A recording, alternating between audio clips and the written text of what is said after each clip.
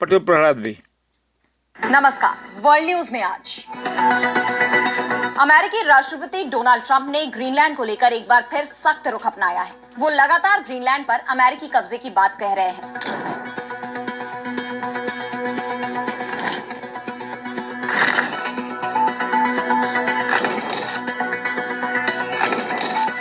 लेकिन तमाम देश इसका विरोध कर रहे हैं। खुद ग्रीनलैंड के लोग इसके खिलाफ हैं और डेनमार्क के पीएम ने साफ कह दिया है कि ग्रीनलैंड कभी भी अमेरिका का नहीं हो सकता। ऐसे में अब ट्रंप ने ग्रीनलैंड को लेकर बड़ी चेतावनी दे दी है। ग्रीनलैंड के खिलाफ सैन्य कार्रवाई कर सकता है अमेरिका। इस बीच ईरान भी ट्रंप प्रशासन पर भड़क गया है। इन सब पर हम करेंगे विस्तार से चर्चा, लेकिन आइए जरा उन खबरों को भी देख ले जिन पर आगे होगी बात। रूसी राष्ट्रपति पुतिन के काफिले की कार में ब्लास्ट, खुफिया एजेंसी एफएसबी के मुख्यालय के पास हुई घटना, जेलेंस्की ने की थी मौत की भविष्यवाणी। गजा में युद्ध विराम के प्रस्ताव को हमास ने दी मंजूरी, इजरायल ने पेश कर दिया नया प्रपोजल। फिर क्या अटकेगा सीज फायर? नेपाल के पूर्व राजा ज्ञानेंद्र शाह पर लगा जुर्माना, राजशाही के समर्थन में हुए हिंसक विरोध प्रदर्शन के दौरान नुकसान को लेकर मांगा गया हर्जाना। और चलते चलते में देखेंगे ब्रह्मांड में विस्फोट से क्यों घबराए वैज्ञानिक, अब तक का सबसे गर्म विस्फोट किया गया दर्ज। इन सभी खबरों पर हम आगे विस्तार से करेंगे बात, लेकिन पहले एक नजर हेडलाइंस पर। Take a look at this. से 1600 से ज्यादा मौतें, आपदा के बीच भी नहीं रुक रहे जुंटा सेना के हवाई हमले, भड़का संयुक्त राष्ट्र। अमेरिका ने ग्रीन कार्ड की प्रक्रियाओं पर लगाई रोक, कई हिंदुस्तानियों पर भी पड़ सकता है असर। अप्रवासियों की पहचान और सुरक्षा जांच की प्रक्रियाओं को सख्त करने के इरादे से किया गया फैसला। लेबनान में इजरायली हमलों को लेकर हिजबुल्लाह की चेतावनी, अगर इजरायली हमले नहीं रुके तो दूसरे विकल्पों पर करेंगे विचार। इजरायल ने संघर्ष विराम तोड़ बीते दिन बेरूत पर किया हमला। सीरिया में तख्ता पलट के 4 महीने बाद कार्यवाहक सरकार का गठन, कोई प्रधानमंत्री नहीं। अंतरिम राष्ट्रपति जुलानी ने 23 मंत्रियों को किया नियुक्त, एक ईसाई महिला भी शामिल। तो अमेरिकी राष्ट्रपति डोनाल्ड ट्रंप ने ग्रीनलैंड को अमेरिका में मिलाने के लिए सैन्य कार्रवाई करने की चेतावनी दे दी है। ये पहली बार नहीं है जब ट्रंप ने ग्रीनलैंड को लेकर ऐसा कोई बयान दिया हो। राष्ट्रपति का पद संभालने के पहले से ही वो ग्रीनलैंड, कनाडा को अमेरिका में मिलाने की बात कह रहे हैं और वो लगातार अपने इन बयानों को दोहराते आए हैं। लेकिन इस बार जिस तरह से उन्होंने सैन्य कार्रवाई की बात कही है, उससे पूरी दुनिया में हड़कंप मच गया है। ट्रंप ने कहा कि ग्रीनलैंड के खिलाफ सैन्य कार्रवाई का विकल्प भी है, हालांकि मैं ये चाहता हूं कि बिना किसी सैन्य कार्रवाई के शांति से सब निपट जाए। दरअसल ट्रंप का यह बयान ग्रीनलैंड के विदेश मंत्री के उस बयान के बाद आया है जिसमें उन्होंने ट्रंप प्रशासन के ग्रीनलैंड को लेकर लहजे की निंदा की। ट्रंप लगातार ग्रीनलैंड को अमेरिका में मिलाने के लिए दबाव बना रहे हैं, जिसमें उपराष्ट्रपति जेडी वेंस, उनकी पत्नी उषा वेंस और राष्ट्रीय सुरक्षा सलाहकार माइक वॉल्ट्ज की यात्राएं शामिल है। और हाल ही में जेडी वेंस ने अपने ग्रीनलैंड दौरे पर कहा था कि हमारा डेनमार्क को साफ संदेश है, आपने ग्रीनलैंड के लोगों के लिए पर्याप्त काम नहीं किए हैं। ग्रीनलैंड के लोगों की सुरक्षा में पर्याप्त निवेश नहीं किया गया और इसे बदलना चाहिए। अमेरिका के पास अब कोई विकल्प नहीं बचा है और हमें ग्रीनलैंड की सुरक्षा सुनिश्चित करने के लिए डेनमार्क से ग्रीनलैंड की आजादी का समर्थन बढ़ाना होगा। डेनमार्क और ग्रीनलैंड ने पहले भी अमेरिका के इस रवैये की निंदा की है और अब वेंस के इस बयान पर विदेश मंत्री लार्स लोके रासमुसेन ने एक बार फिर इसे अनुचित बताया। उन्होंने सोशल मीडिया पर एक वीडियो पोस्ट कर कहा कि उनका देश पहले से ही आर्कटिक सुरक्षा में ज्यादा निवेश कर रहा है और अमेरिका के साथ ज्यादा सहयोग के लिए खुला है। बताया जा रहा है कि रासमुसेन के इस बयान पर ट्रंप भड़क गए और उन्होंने सैन्य कार्रवाई की चेतावनी दे दी। लेकिन ग्रीनलैंड पर कब्जा करना अमेरिका के लिए इतना भी आसान नहीं होने वाला। ग्रीनलैंड के सपोर्ट में अमेरिका के खिलाफ पूरा यूरोपियन यूनियन खड़ा हो सकता है। ट्रंप के बयानों से पहले से ही यूरोपियन यूनियन अमेरिका से नाराज दिख रहा है। वहीं ईरान ने भी ट्रंप की धमकियों को लेकर अमेरिका को चेतावनी दे दी है। ईरान के संसद अध्यक्ष मोहम्मद बाकर गालिबाफ ने अमेरिका को चेतावनी दी है कि तेहरान को धमकाना बंद कर दीजिए। अगर अमेरिका ईरान के खिलाफ सैन्य कार्रवाई करता है तो फिर अमेरिका के सहयोगी देश और सैन्य अड्डे असुरक्षित हो जाएंगे। ईरानी नेता की ये धमकी ऐसे वक्त पर आई है जब अमेरिका ने अपने सैन्य संसाधन ईरान के करीब पहुंचाने की बात कही है, जिसके बाद सवाल ये भी उठ रहे हैं कि क्या ट्रंप एक और युद्ध शुरू करवाने वाले हैं।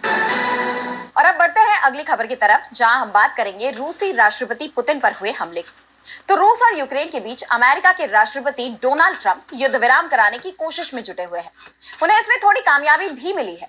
रूस ने ब्लैक सी, यूक्रेन के बुनियादी ढांचे और ऊर्जा संयंत्रों पर 1 महीने तक हमले नहीं करने का वादा किया है, लेकिन अब ये वादा टूटता दिख रहा है। क्योंकि यूक्रेन की तरफ से रूसी राष्ट्रपति पर हमले की कोशिश की गई है।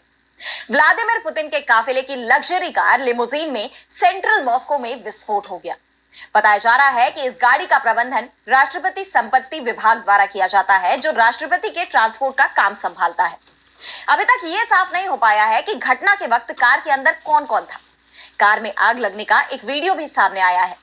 लिमोजिन कार रूसी राष्ट्रपति की पसंदीदा लग्जरी कार है। वो अक्सर इस कार का इस्तेमाल करते हुए दिखाई दिए हैं। वैसे अभी तक ये तो साफ नहीं हो पाया कि कार में विस्फोट के पीछे कोई साजिश थी या तकनीकी खामी, लेकिन 26 मार्च को यूक्रेनी राष्ट्रपति वोलोदिमीर ज़ेलेंस्की ने दावा किया था कि जल्दी ही पुतिन की मौत हुई। ऐसे में इस कार विस्फोट को यूक्रेन की साजिश से भी जोड़कर देखा जा रहा है। जिस लिमोजिन कार में विस्फोट हुआ, राष्ट्रपति पुतिन अक्सर उसका इस्तेमाल करते रहते हैं। उन्होंने नॉर्थ कोरिया के चीफ किम जोंग उन को भी पिछले साल ये कार गिफ्ट की थी। इसे रूस में बनाया जाता है। ऐसे में यह माना जा रहा है कि इस विस्फोट के पीछे कोई गहरी साजिश हो सकती है। इसके बाद यूक्रेन और रूस के बीच चल रहा युद्ध और तेज हो सकता है। और अब अगली खबर में बात गजा में युद्ध विराम की।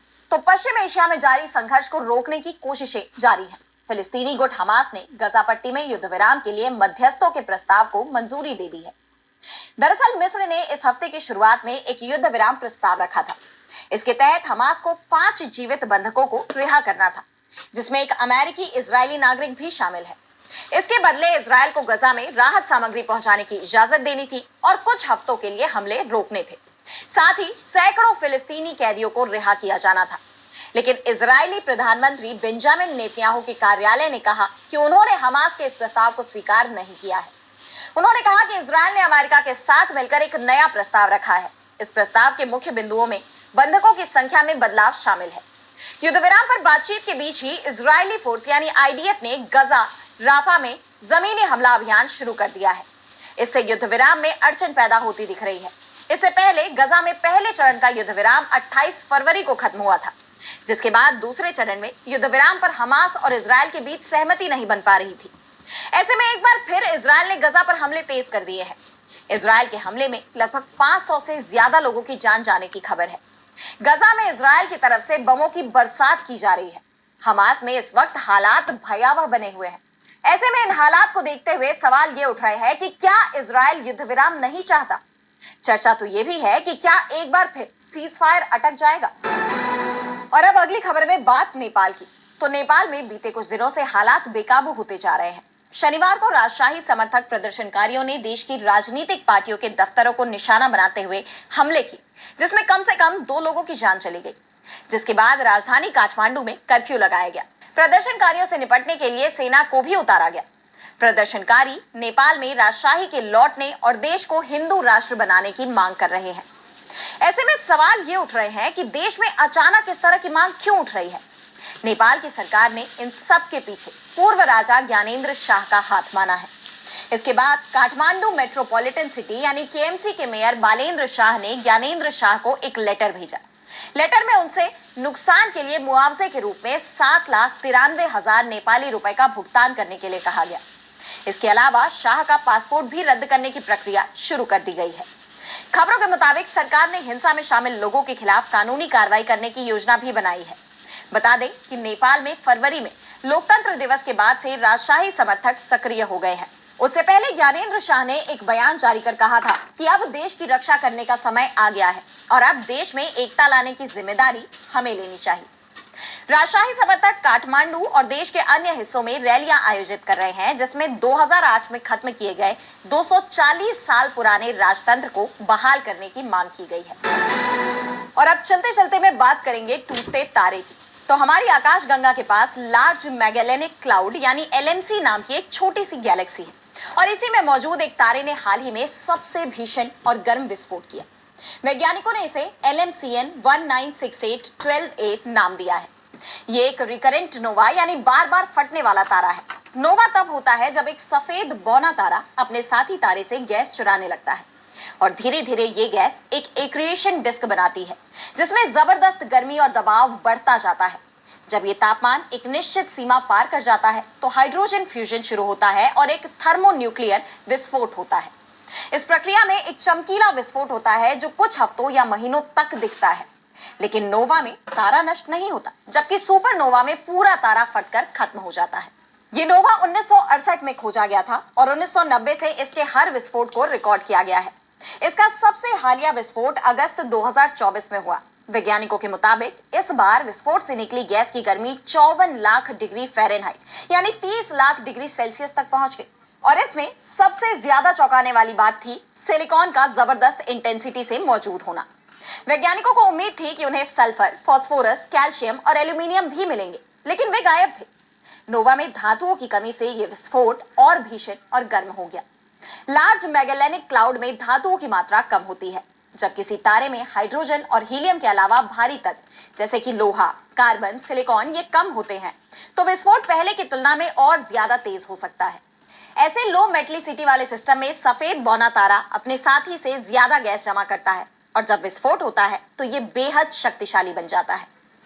तो आज इस वर्ल्ड बुलेटिन में इतना ही।